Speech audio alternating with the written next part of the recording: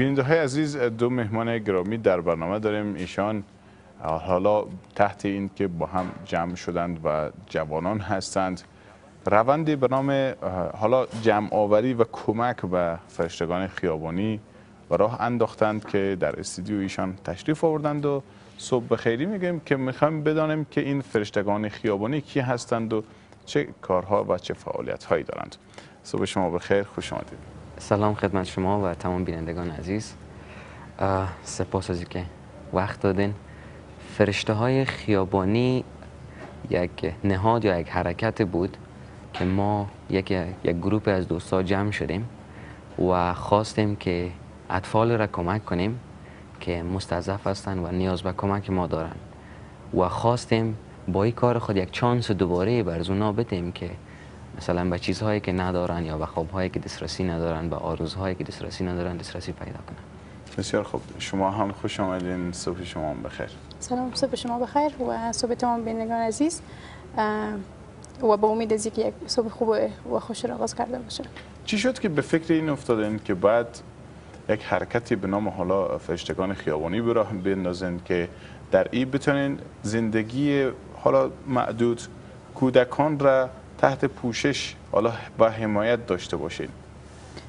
خب به نظر تیم ما یا می چند جوانه که با هم کار میکنیم، در حقیقت اطفال مثل فرشته هستند و اونا ضرورت دارن که مردم توجه بیشتر بر اونا بکنن.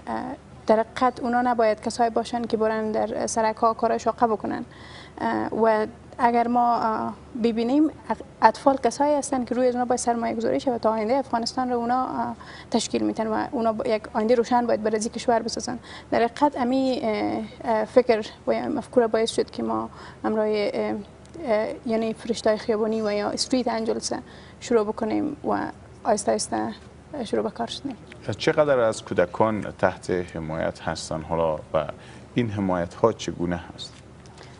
بر فعلا ما با 5 کودک شروع کردیم که ما رفتیم کودک‌ها را انتخاب کردیم که از اقوام مختلف هستند و شامل دخترها و پسرها هستند. یک دختر است و 4 پسر است. همین 5 کودک ما اونا ما فوتوگرافی و یا عکاسی را ترین کردیم، درس دادیم که یاد بگیرن و خواستیم که توسط ازی یعنی هم یک علم یا یک هنر را یاد بگیرن و هم در پالوش بتونن توسط از هنر یک حرفه‌ای برای باشه که بتونن یک درآمدی برای اونا پیدا شه تا اینکه اونا ضرورت نشه که برای کارهای شاقه در سرک‌ها بکنن و در پالیز بتونن اونا به ادامه تحصیل خود بپردازن. بسیار خوب. شما کودکان را با چه شرایطی میپذیرید و بعد از اینکه پذیرفتید چه کارهایی غیر از اینکه ایشان فرمودند بیشتر برایشان کار میکنید؟ شما فرمودید که عکاسی هم یک بخشی از کارشان هست. اطفال را که ما به اصطلاح سروی کردیم، در جای مختلف رفتیم، امروزشان گپ زدیم. اینا کسایی هستند که کار میکنن، نیم روز درس میخوانن و نیم روز کار میکنن و اینها مردهای فامیل خود هستند، یعنی نانآورای فامیل خود هستند.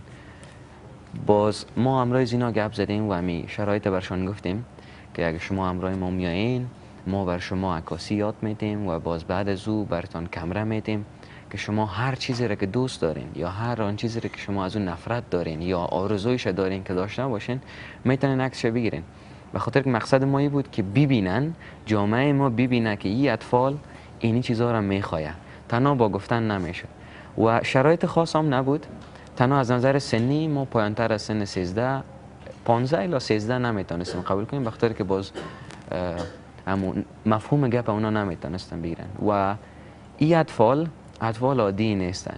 اینا خوب در تجارت میفهمن، نقص و فایده خودم میفهمن و اطفال بسیار زیرک و بسیار اطفال هوشیار و تقریبا 1 هفته ما اینا را درس دادیم عکاسی. بعد از 1 هفته باز ما همراه اینا به شکل اسلام پرکتیکل در جای مختلف در کابل بردیمشان، از زوایای مختلف چیزایی که پیام‌های مختلف هم میرساند رفتیم همراهشان. باز اینا خودشان عکاسی میکردن، ما همراهشان بودیم و جاهایی بود که ما همراهشان نبودیم ما کمره بر اینا میدادیم، میگفتیم خیلی شما خانه برین، هر آن چیزی که در خانه میفهمین که یک پیام یا یک مسیج را میرسانه شما عکسش بگیرین و باز اینا در خانه ما همراهشون نبودیم که اتفاقا بهترین عکس ها رو گرفتن.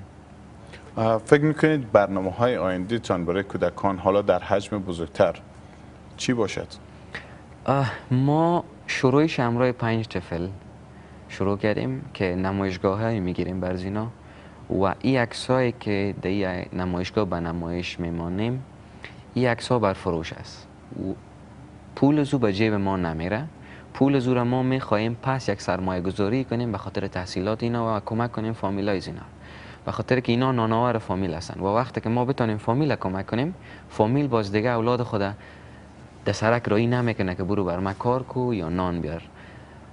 فعلا شروعش همراه 5 طفل کردیم، میخوایم زیادتر شوه، میخوایم در دیگه ولایات بریم به خاطر که من مطمئن هستم که هر طفل یک چیز برگفتن داره، یک چیز چی که چیزها برگفتن داره. بله، حتما شما روی این مسئله فکر کردید که عکسایی که حالا ایشان فرمودن به فروش میرسونند و برای خرج و مصارف اونها میشه گفت تأمین میشه این پول. شما متیقن هستین که این عکس ها به فروش میره و مردم و خریدارهای شما حتما مردم هستن، اینا رو میخرند و این درآمد میشه و میشه که این از بابت این درآمد به اونها رسیدگی کرد. چقدر مطمئن هستین روی این مسئله؟ در شرایط فعلی افغانستان قسمی که میبینیم به خاطر که هنر یک چیزی است که زیاد برش توجه نشده، فقط ما میتونیم بگیم که ما امیدوار هستیم، ولی ما به خاطر از ما تیم ما به خاطر از امیدوار است که ما نه تنها در کابل نه تنها در افغانستان بلکه ما خارج از افغانستان هم نمایشگاه های خاط داشتیم و مطمئن هستم که ما ان شاء الله عکس های زیاد را به فروش خاط رساندیم تا اینکه بتونه زندگی اطفال را تامین بکنه. این مسئله پس میشه گفت راه امیدواری دارد که در خارج از کشور عکس ها را بخرم. و در آخر بخواستم بپرسم که چطور شد، چطور این انگیزه برای شما خلق شد که این کار را به راه بندازید؟ خب ما خودم کارهای دیوارنگاری میکنم و میتونم بگم که در بخش هنر یک 2 سال میشه کار میکنم. همیشه در این فکر بودم که من شخصا خودم چطور میتونم زندگی را از دید اطفال ببینم، اطفالی که روی سرک کار میکنن. بر من که خانه دارم برای بود و باش، نان دارم برخوردن، فامیل دارم که غمای من را شریک بسازم، خوشیای من را شریک بسازم، زندگی زیباست اگه از من سوال کنید. ولی این اطفال چطور؟ یا چی گفتنی دارن بر جامعه ما، بر دولت ما، بر مردم ما. به می خاطر گفتم ما یک کار باید بکنیم همراه تیم ما که این اطفال بتونن هم پیام خود به یک شکل که دیده شوه برسانن تا که گفته و شنیده شوه.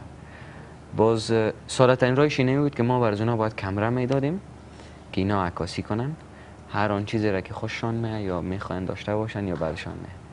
باز ما کمرای خواستیم که بر یک بار استفاده میشه به خاطر که پولش یا ما از جیب خود میدادیم و دادیم هم نمیخواستیم که یک چیز شوه. اقتصادی تر بود به خاطر شروع کار است. ما نمیفهمیدیم که آخرش آنقدر امیدوار کننده میشنه. خوشبختانه کمرا آمد و ما همراه اطفال شروع کردیم به کار و میتونم بگویم در 200 قطعه عکس اول یا 300 قطعه عکس اول ما عکسای نمایشگاه را داشتیم به خاطر که اطفال میفهمیدن که چی را باید بگیرن، چی را باید عکس داشته باشن و یا چی پیام را باید برسانن از طریق عکس که اونمو در توانشان است. و به این خاطر همراه زینمی آمدیم و نامشان فرشتای خیابانی ماندیم بخاطر ما به این باور هستیم که اطفال. این گروه شما شامل چند نفر هست؟ این گروه ما فعلا شامل 3 نفر است. خودم هستم و صفیه جان هستن و یک دوست دیگه ما. بسیار خوب، موفق باشین. تشکر از شما هم همچنان. سپاسگزارم از اینکه تشریف آوردن و سپاسگزار از شما بیننده‌های عزیز که برنامه گلبانگ رو تا حال تعقیب کردید. پس از میان برنامه برمیگردیم و ما رو یاری کنید.